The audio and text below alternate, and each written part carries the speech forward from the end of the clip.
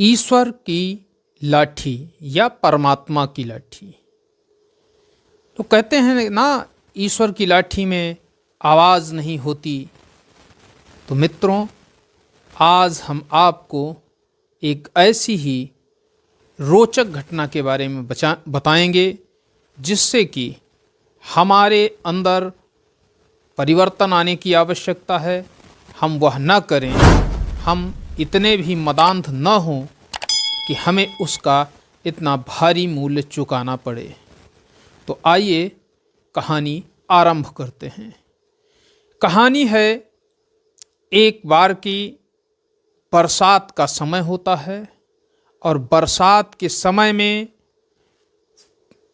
बूंदें रिमझिम रिमझिम रिमझिम रिमझिम बरस रही होती हैं।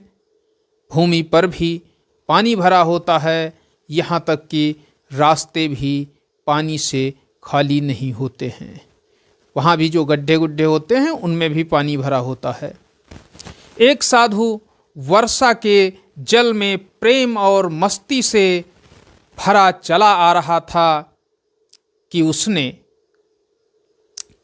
एक मिठाई वाले की दुकान देखी और मिठाई की दुकान को देखकर वह रुक गया, क्योंकि दुकान में एक कड़ाही में गर्मा गर्म दूध था जो कि खौल रहा था और साथ ही साथ दूसरी कड़ाही में पक रही थी जलेबियां।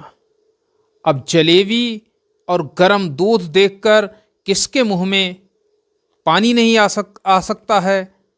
और आज उस संत के मन में भी यह इच्छा जागृत हो गई, जो कि सन्यासी था, उसको किसी से लेना देना नहीं था, लेकिन आज उसकी इच्छा जागृत हुई कि वह जलेबी और दूध खाए।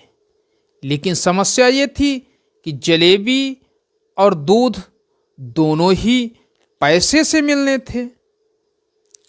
अब सन्यासी के पास पैसे कहाँ? अरे उसे तो विरक्ति ही है, किसी चीज से मोह ही नहीं है, फिर वह धन से मोह कैसे कर सकता है? उसके पास तो जेब ही नहीं है जिसमें कि कुछ पैसे होते। अब वह मन ही मन जाने क्या सोचता रहा और वह चलते चलते उस दुकान के पास पहुंच गया। दुकान के पास पहुंचता है, साधु हलवाई की भट्टी को बड़े गौर से देखने लगा।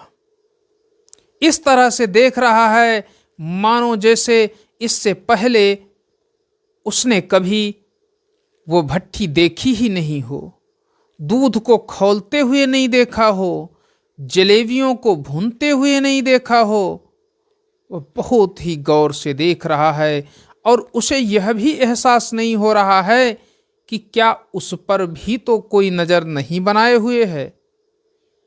उधर उस मिठाई की दुकान का जो हलवाई था, अर्थात जो मालिक था, उसकी दृष्टि लगातार उन साधु महाराज पर टिकी हुई थी।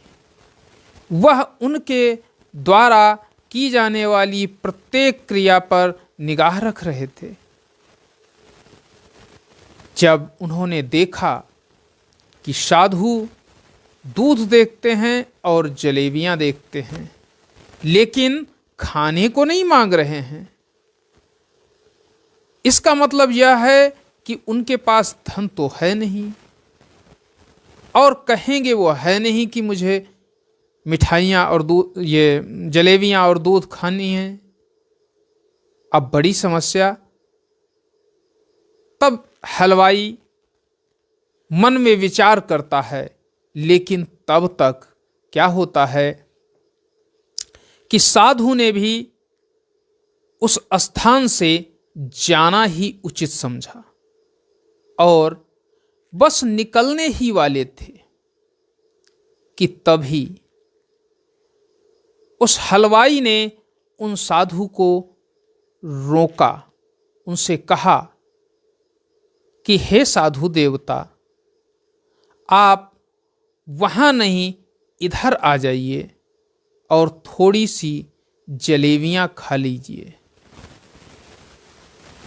साधु महाराज ने उस हलवाई के चेहरे को बड़ी ही गहनता के साथ देखा। हलवाई इस पर विचार नहीं कर रहा था। उसने तुरंत ही एक गिलास गर्मा गर्म दूध और एक छत्ता जलेबी संत जी की सेवा में उपस्थित कर दी। संत जी को हाथ में देने के बाद हलवाई अपने अन्य कार्य करने लगा। संत जी ने वह जलेबियां खाई और वह एक गिलास दूध पिया। मित्रों, क्षुधा शांत हो चुकी और सन्यासी के पास जो क्षुधा थी वो तो शांत हो गई, लेकिन जो उसकी असली क्षुधा थी वह तो शांत नहीं हुई। मन तो उसी में रमा हुआ है। जब भी हमें किसी चीज की आस होती है तो हम चाह कर भी अपने मन को उस आस से दूर नहीं कर पाते हैं। और आज उस सन्यासी की भी यही स्थिति है कि उसकी असली आस तो ईश्वर है और वह स्वयं को ईश्वर में इस तरह से रमाए हुए है कि उसके मन से ईश्वर को याद करने का भाव निकलता ही नहीं है। वो दूध जलेबी खाने के बाद संत जी हलवाई की दुकान पर खड़े खड़े ही ईश्वर की तरफ उन्मुख होकर के हलवाई के लिए ईश्वर से कुछ प्रार्थना करते हैं और प्रार्थना करने के बाद वह आगे चल देते हैं। जब वह आगे चलते हैं तो आगे चलने में बस रास्ता तो वही था, कीचड़ से भरा हुआ था, बारिश की बूंदें उनके ऊपर गिर रही हैं, लेकिन अब उनके चेहरे पर 1% भी मायूसी नहीं है, एकदम खिला हुआ चेहरा है। और जैसे बालक है ना, पानी जब गिरता है सड़कों पर भरा होता है तो वह वहाँ पर खेलते हैं, कभी लात मारते हैं, छपाक से पानी इधर से उधर चला जाता है, कभी उसको हाथ से उलझने लगते हैं। इसी तरह से संत जी अपनी पूरी मस्ती में चले जा रहे थे, क्योंकि उनका पेट भर चुका था और इस दुनिया के जितने भी दुख थे उन दुखों से वह बेपरवाह थे। वो फिर एक नए जोश से बारिश के गंदले जल में छींटे उड़ाते हुए चले जा रहे हैं। वह इस बात से बेखबर हैं कि एक युवा नव दंपत्ति अर्थात एक नया जिसका विवाह हुआ है, एक युवा विवाहित जोड़ा भी वर्षा के जल का आनंद लेने के लिए निकला था, लेकिन वह अब उस जल से बचता हुआ निकल रहा है और वह उन संत जी के, साधु महाराज के पीछे पीछे चला आ रहा है। एक बार इस मस्त साधु ने बारिश के गंदले पानी में जोर से लात मारी। अब जब पानी में आप लात मारेंगे तो स्वाभाविक है छींटें इधर उधर जरूर जाएंगी। बारिश का पानी उड़ता हुआ सीधा पीछे चल रहे अर्थात पीछे आने वाली उस युवती के कपड़ों को भिगा गया और उस औरत के बेशकीमती वस्त्रों को कीचड़ ने लथपथ कर दिया। सारा कीचड़ उसके कपड़ों पर दिखाई देने लगा। देखिए स्थिति क्या है। कहां संत अपनी मस्ती में जा रहा था और उसकी मस्ती के द्वारा यह कैसी दुर्घटना हो गई। उसके युवा पति से यह बर्दाश्त नहीं हुआ। सोचने वाली बात है, आज के दौर में भी अक्सर यही होता है। कि जब भी कोई प्रेमी अपनी प्रेमिका के साथ होता है, पति युवा हो अपनी पत्नी के साथ हो या ससुराल पक्ष में हो, तो उसे यह पता नहीं चलता है कि उसे उचित निर्णय क्या करना चाहिए। और यहां पर उसका जो युवा पति था वह आग बबूला हो गया, अर्थात उससे कोई ये घटना बर्दाश्त नहीं हुई। और हुआ क्या, इसलिए वह अपनी जो शर्ट पहने हुए था उसकी आस्तीनें चढ़ा करके आगे बढ़ा और साधु के कपड़ों को पकड़कर खींचकर अपनी ओर उनसे कहने लगा। क्या कहा? अंधा है, अंधा है, तुमको नजर नहीं आता? तेरी हरकत की वजह से मेरी पत्नी के कपड़े गीले हो गए हैं और कीचड़ से भर गए हैं। जब इस तरह से उसने साधु महाराज के जो कपड़े थे अर्थात उनकी कॉलर को पकड़ करके उनसे कहा, तो साधु महाराज एकदम हक्का बक्का रह गए, हक्के बक्के खड़े हैं। जबकि वह युवा साधु बाबा को चुप देखकर, उनका चुप रहना उस युवा को नागवार गुजर रहा था, अर्थात उसके क्रोध को और बढ़ा रहा था। महिला ने आगे बढ़कर, मित्रों देखिए, उस व्यक्ति की हरकत के साथ जिस महिला के ऊपर वो कीचड़ गिरा था, उस महिला ने क्या किया? महिला ने आगे बढ़कर युवा के हाथों से साधु को छुड़ाना भी चाहा, लेकिन युवा के गुस्से के आगे उसकी एक न चली। उस युवा की आंखों से निकलती नफरत की चिंगारी देखकर वह भी पीछे हट गई, उसे पीछे हटना पड़ा, क्योंकि अगर वह पीछे नहीं हटती तो वह कुछ भी कर सकता था, ऐसा प्रतीत होने लगा। राहगीर चलते हुए निकल रहे थे। राहगीर उदासीनतापूर्ण ढंग से इस दृश्य को देख रहे थे। किसी ने भी एक शब्द नहीं कहा कि तुम ये क्या कर रहे हो। और इसी बीच वो युवा, उसके गुस्से को देख करके कोई नहीं बोला। आज की स्थिति यही होती है, सड़क पर कुछ भी हो, उसके हाथ में हथियार हो, बस देख लीजिए 10,000 की फौज किनारे खड़ी रहेगी, उससे कुछ भी बोलेगी नहीं। फौज का मतलब आप सेना मत समझ लेना, यही आम जनमानस के लोग एक शब्द नहीं बोलेंगे। सारा कुछ उनकी आंखों के सामने गलत हो रहा होगा और उसको अनदेखा करते हुए वहां से निकल जाएंगे। यह सबसे बड़ी समस्या है, इस देश की ही नहीं, हर देश की। और यही समस्या आम जनमानस को जीने नहीं देती है।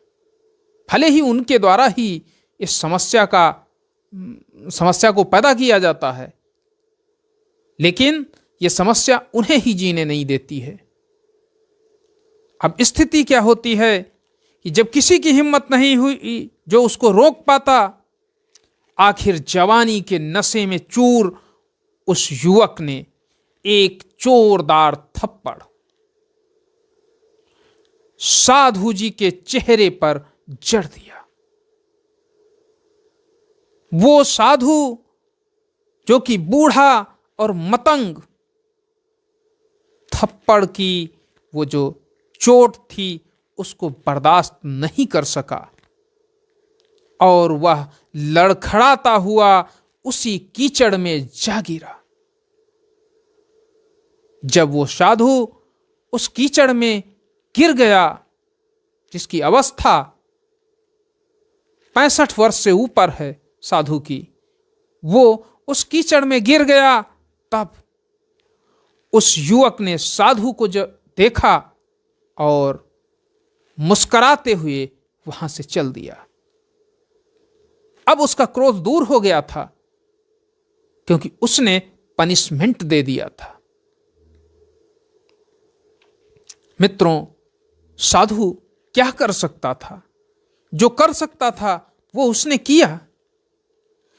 बूढ़े साधु ने आकाश की ओर देखा और उसके होठों से निकला, वाह मेरे भगवान, वाह मेरे भगवान, कभी गरम दूध जलेबियां और कभी गरम गरम थप्पड़। उसने ये कहा और कहने के बाद और क्या कहा? उसने कहा, लेकिन जो तू चाहे मुझे भी वही पसंद है। वो किससे कहता है? ईश्वर से कहता है कि जो तुझे चाहे वही मुझे भी पसंद है। यह कहता हुआ वह एक बार फिर अपने रास्ते चल दिया। दूसरी ओर वह युवा जोड़ा अपनी मस्ती को समर्पित अपनी मंजिल की ओर बढ़ता चला जा रहा है कि तभी रास्ते में एक थोड़ी ही दूर पर एक मकान है और वह उस मकान के सामने, जो कि हवेली की तरह है, उस मकान के सामने पहुंचकर रुक जाते हैं। वह अपने घर पहुंच गए थे। वो युवा अपनी जेब से चाबी निकालकर अपनी पत्नी से हंसी मजाक करते हुए ऊपर सीढ़ियां चढ़ने लगता है। देखिए मित्रों, वो सीढ़ियां चढ़ रहा है। बारिश के कारण सीढ़ियों पर फिसलन हो गई थी। अचानक युवा का पैर फिसल गया और वह सीढ़ियों से नीचे गिरने लगा। जब वह नीचे गिरने लगा तो उसकी प्रेमिका अर्थात उसकी पत्नी, उस महिला ने बहुत जोर जोर से शोर मचाकर लोगों का ध्यान अपनी ओर आकर्षित किया। लोगों ने जब उसको जोर जोर चिल्लाते हुए सुना तो वह वहां पर इकट्ठे हो गए, उसकी मदद करने के लिए लपके। लेकिन तब तक बहुत देर हो चुकी थी। वह युवा, उसके सिर में चोट लगी हुई थी और चोट इतनी भीषण थी कि कुछ ही देर में ज्यादा खून बह जाने की वजह से उस नौजवान की मौत हो गई। अब कुछ लोगों ने दूर से आते हुए साधु बाबा को देखा। वही साधु जिसकी कॉलर पकड़ करके उसके झापड़ मारा था इसी युवा ने, और वही साधु फिर अपनी मस्ती में, अपनी धुन में चला आ रहा है।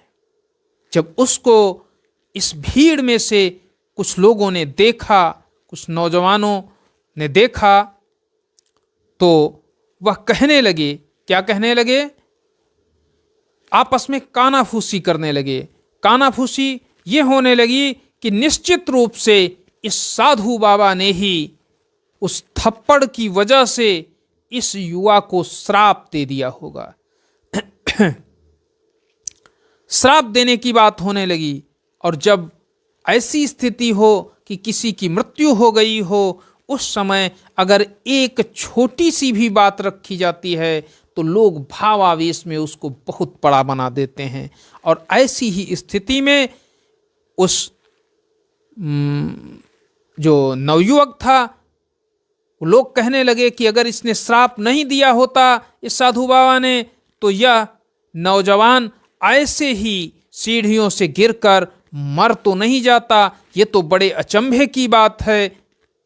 तब कुछ मनचले लड़के जो वहां पर थे यह बात सुनकर साधु बाबा को घेर लेते हैं, उसके चारों तरफ इकट्ठे हो जाते हैं।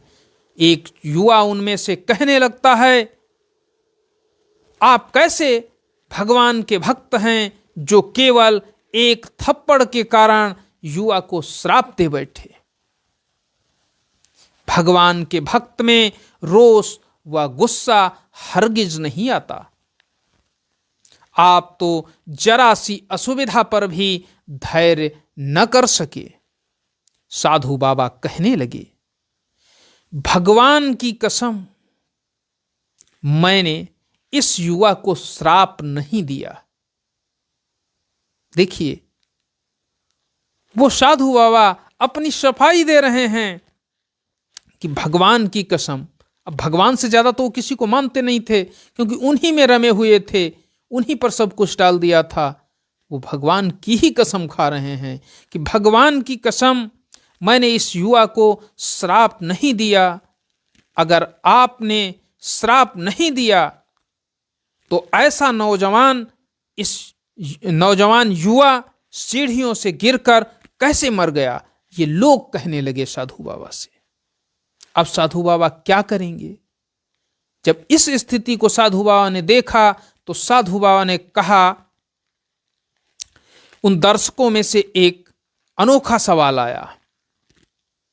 उन दर्शकों से एक अनोखा सवाल किया। किसने? साधु बाबा ने। उन्होंने कहा कि आप में से कोई इस सब घटना का चश्मदीद गवाह मौजूद है? जितने भी लोग यहां इकट्ठे हो, उसमें से इस घटना का कोई चश्मदीद गवाह है? जब साधु बाबा ने ऐसा कहा तो एक युवक आगे बढ़कर आता है और कहता है, हां, मैं इन सब घटना का चश्मदीद गवाह हूं। तब साधु बाबा कहते हैं कि अगला जो सवाल साधु बाबा के मुख से निकलता है, वो सवाल क्या होता है? सवाल होता है, मेरे कदमों से जो कीचड़ उछला था, जब उन्होंने पैर चलाए थे तो उससे जो कीचड़ उछला था, क्या उसने युवा के कपड़ों को दागी किया था? उस व्यक्ति से, उस युवक से पूछते हैं। जो युवक कहता है कि मैं चश्मदीद गवाह हूं, उससे जब बाबा पूछते हैं कि क्या मेरे पैरों के द्वारा जो कीचड़ उछला था मेरे पैर चलाने से, क्या वह इस युवा के कपड़ों पर गिरा था, उसको गंदा किया था, दागी किया था उसके कपड़ों को? तो वह युवक जो कि चश्मदीद गवाह होता है, वह बोलता है कि नहीं, लेकिन महिला के कपड़े जरूर खराब हुए थे।